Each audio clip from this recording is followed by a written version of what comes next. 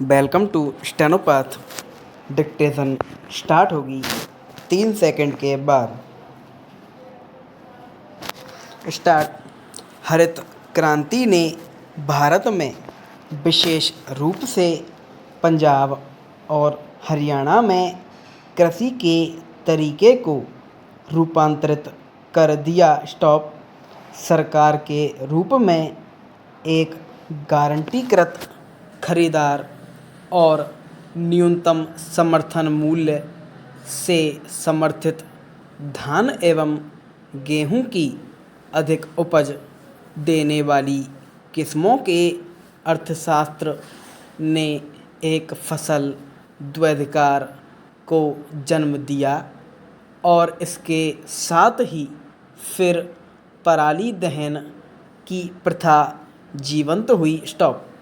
एक आधिकारिक रिपोर्ट के अनुसार देश में सालाना 500 मिलियन टन से अधिक पराली का उत्पादन होता है, जिसमें अनाज फसलें, चावल, गेहूं, मक्का और मोटे अनाज जैसे कुल फसल अवशेष के 70% भाग का निर्माण करती हैं। स्टॉप।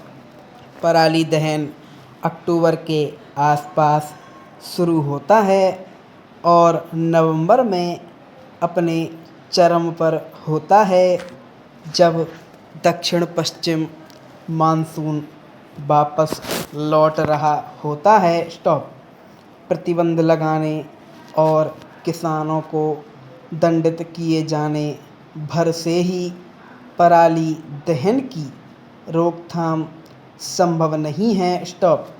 भविष्य में इस रोक पर के लिए एक स्थायी और प्रभावी समाधान की आवश्यकता है। स्टॉप।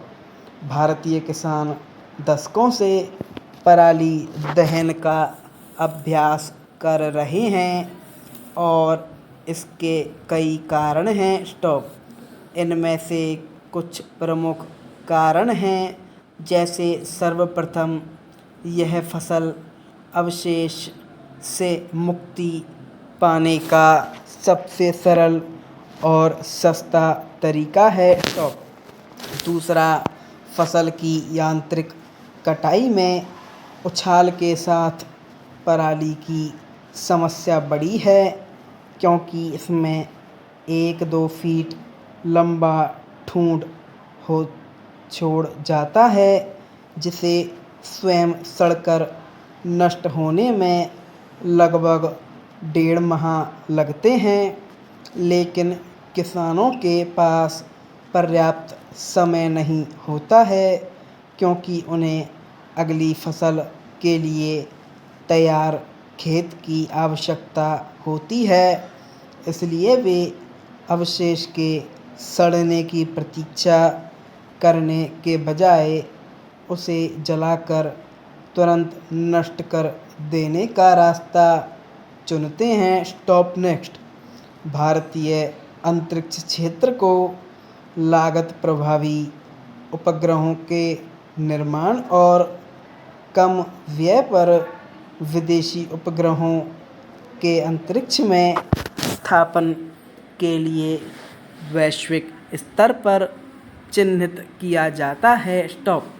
वर्तमान में भारत वैश्विक अंतरिक्ष अर्थव्यवस्था में 2 से 3% की हिस्सेदारी रखता है और वर्ष 2030 तक अपनी हिस्सेदारी को 10% से अधिक करने की महत्वाकांक्षा रखता है। स्टॉप।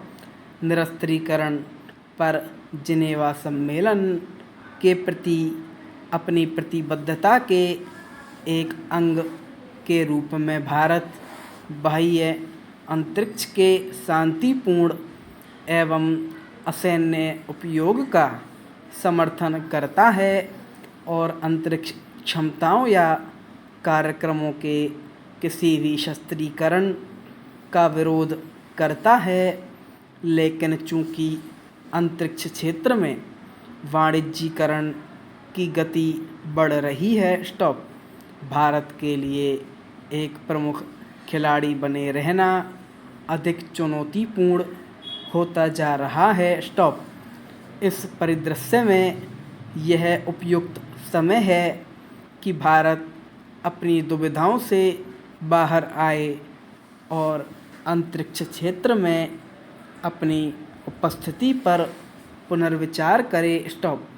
भारत दूर संवेदी उपग्रह विकसित करने में अपनी अंतरिक्ष अनुसंधान क्षमता का उपयोग कर सकता है, जो मृदा सूखे की स्थिति और फसल विकास की निगरानी के लिए महत्वपूर्ण डेटा प्रदान करता है। स्टॉप।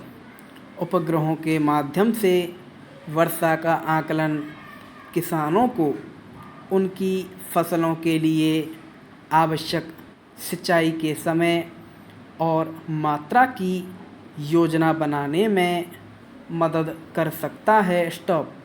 इसके साथ ही उपग्रह आधारित निगरानी के माध्यम से खेतों को कीटों के हमले से बचाने के लिए पूर्व चेतावनी प्रणाली विकसित की जा सकती है।